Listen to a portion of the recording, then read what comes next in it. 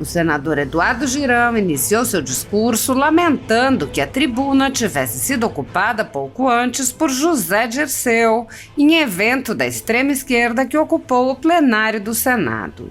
Girão disse: "Para mim é um desrespeito ao povo brasileiro ter uma sessão do Senado Federal após os seus 200 anos, que foi na semana passada, e começar com o pé esquerdo, tendo uma sessão.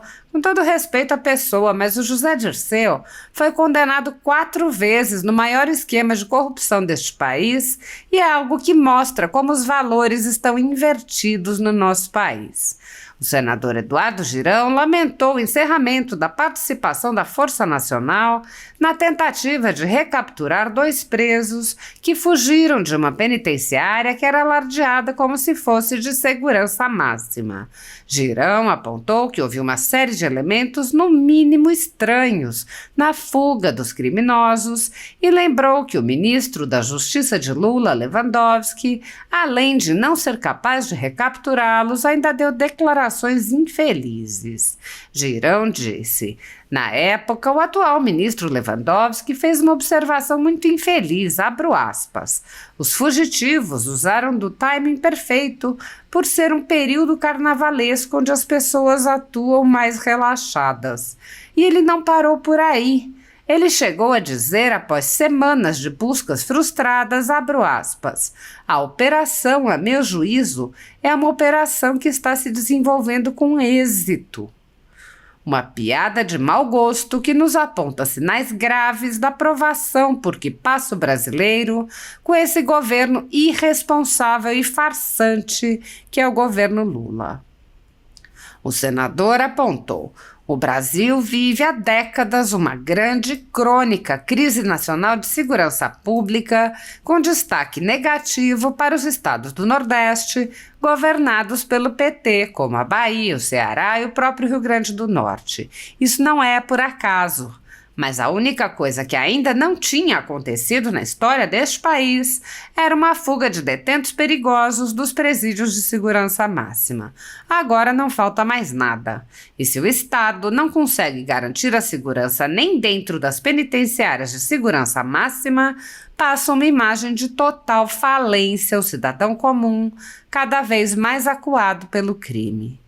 Girão lembrou que há muitos anos se questionam as ligações entre o Partido dos Trabalhadores e o crime organizado e lembrou que muitos dos episódios mais recentes que levantam essas dúvidas têm a participação de uma facção específica.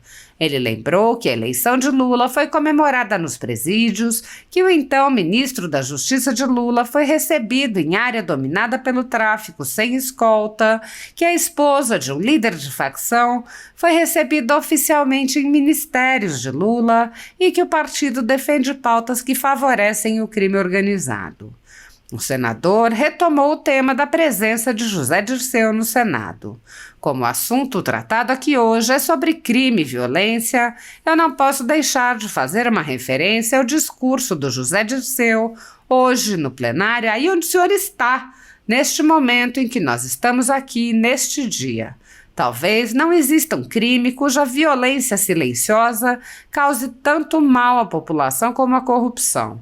Quando José Dirceu foi cassado em 2005, no primeiro governo Lula, o escândalo era o mensalão e as cifras giravam em torno de mais de 100 milhões desviados, roubados do povo brasileiro. Passados 15 anos, seu partido, o PT, foi protagonista do escândalo do Petrolão, cujas cifras do desvio ultrapassam os 30 bilhões de reais. Nós vivemos tempos difíceis, sim, tempos de resistência. Mais de 2.000 pessoas foram presas em massa a mando do ministro Alexandre de Moraes do Supremo Tribunal Federal, com a colaboração do Exército Brasileiro, sem o menor respeito a direitos humanos ou ao devido processo legal. Centenas dessas pessoas passaram meses a fio presas e só foram libertadas com medidas cautelares excessivas e arbitrárias, muito piores do que as que são aplicadas a pessoas condenadas por crimes graves. Milhares de famílias continuam sofrendo com as restrições às suas liberdades e seus patrimônios. Um dos presos políticos, Clériston Pereira da Cunha, morreu sob a custódia do Estado, enquanto um pedido de soltura formulado pela Procuradoria-Geral da República ficou meses aguardando que o ministro Alexandre de Moraes se dignasse a analisá-lo. Tudo sob o olhar complacente do Senado Federal.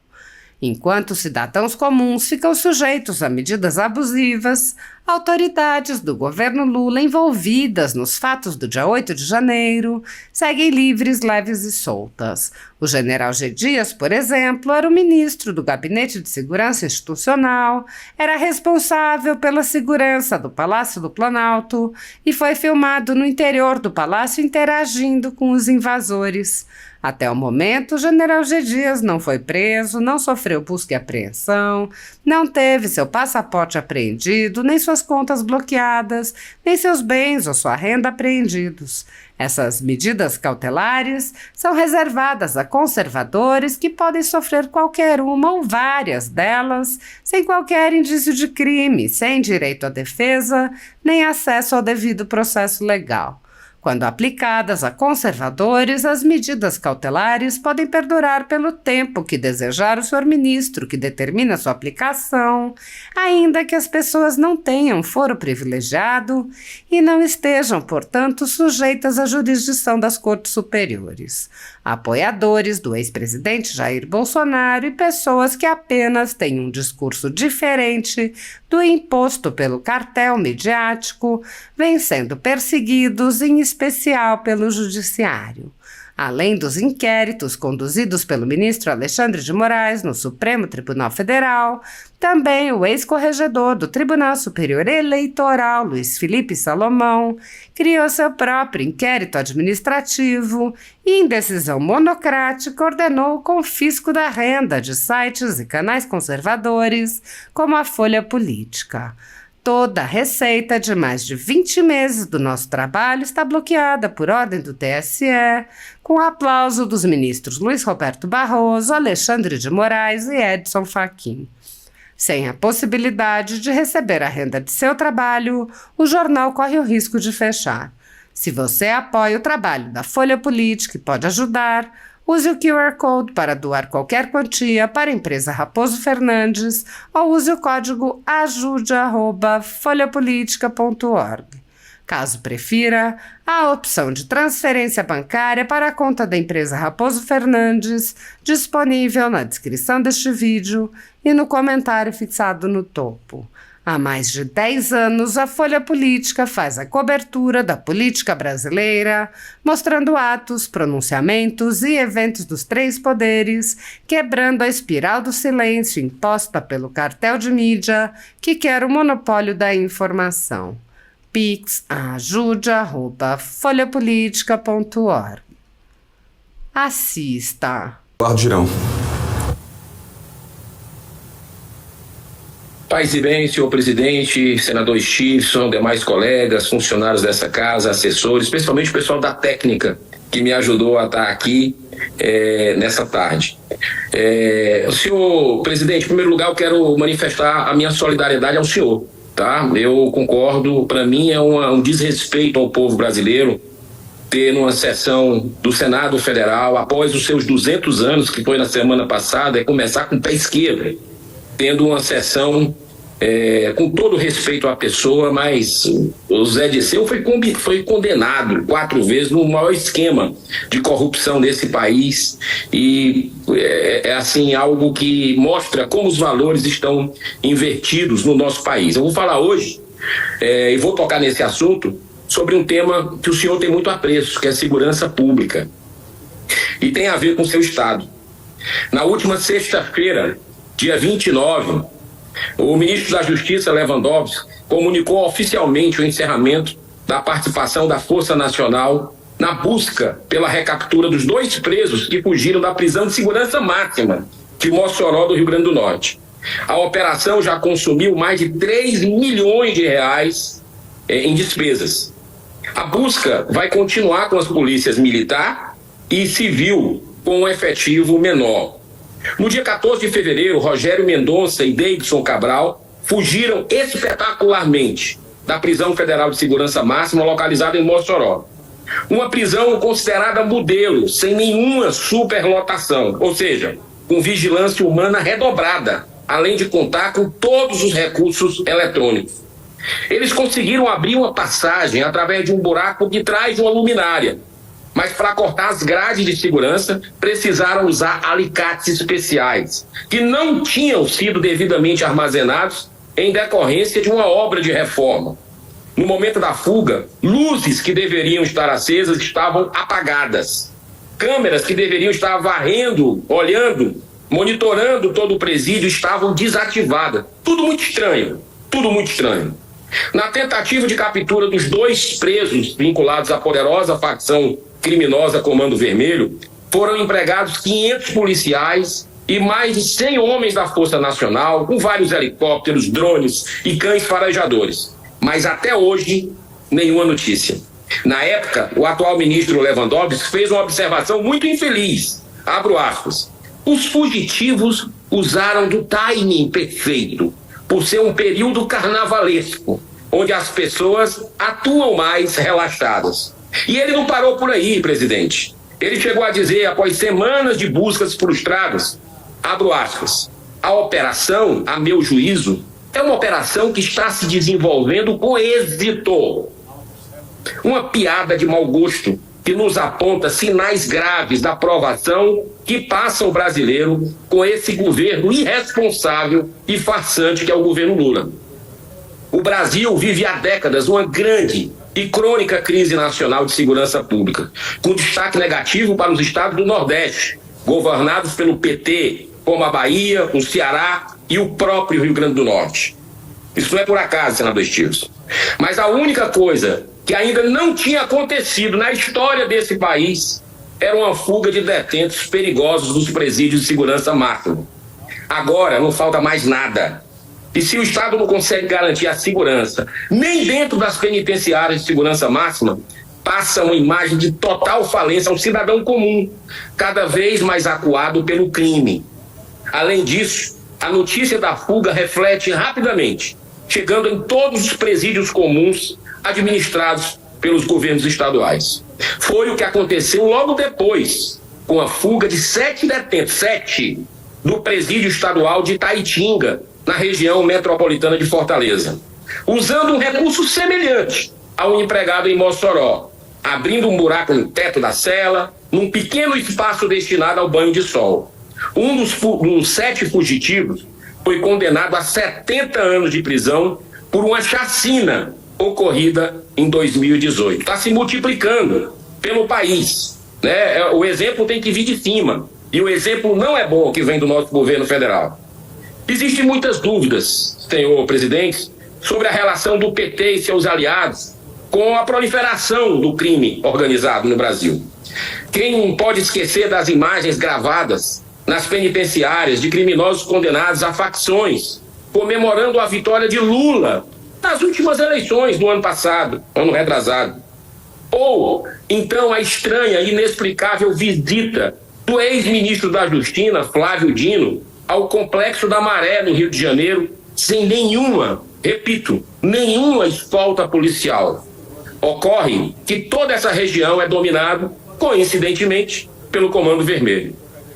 Mas nada se compara aos 2 encontros oficiais de Luciane Barbosa com secretários do Ministério da Justiça, representando uma ONG voltada para os direitos dos presidiários. Ocorre que essa senhora é muito popular no estado do Amazonas, conhecida como a Dama do Tráfico, por ser casada com o líder do Comando Vermelho e chefe do tráfico, o Clemilson dos Santos, mais conhecido como Tio Patinhas, preso desde 2022. Tudo isso se soma às posições políticas do PT favoráveis à legalização da maconha no Brasil, que interessa demais ao crime organizado, pois vai aumentar, potencializar o tráfico de drogas, incluindo a maconha, ser objeto de mais uma deliberação hoje do plenário, a PEC antidrogas 45, que nós temos o dever moral, senador Stiles, todos os senadores, de votar, aprovar essa PEC na semana que vem. Os estados do Nordeste, governados há décadas pelo PT e seus aliados, são os que mais têm sofrido com o agravamento da gravíssima situação na nossa segurança pública.